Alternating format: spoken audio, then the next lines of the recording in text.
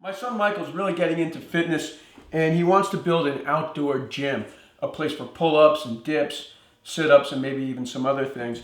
But I said, let's just go ahead and get started with the pull-up bar and then we can add on to it. So that's this week's project. And if you want to build the pull-up bar, I'll have a material list along with a photograph of the pull-up bar on my website. Let's go ahead and get started.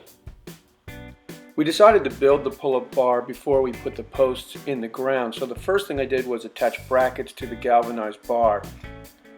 Then we attached the brackets about 7 inches down from the top of the post.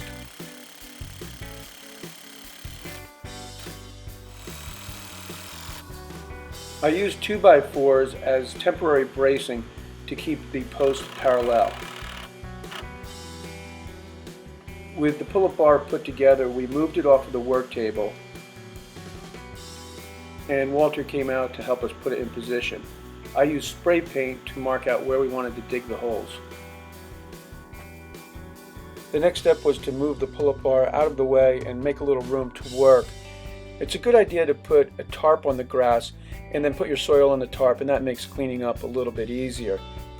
We had planned to dig the holes about 48 inches deep, but we hit a rock at 41 inches deep and felt that that was deep enough. Then we dropped the pull-up bar into the holes, and I thought it looked a little bit high, but Michael thought it was perfect. I made 2 wooden stakes out of a 1x4 and then pounded them into the ground, and then I braced from the 1x4 to the post, and once the post was nice and plumb, I attached the brace with a few screws.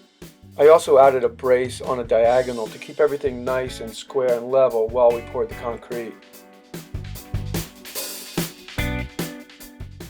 I want to make sure that there's no air pockets or voids in the concrete, so I'm agitating it with a stick while Michael shovels it into the hole.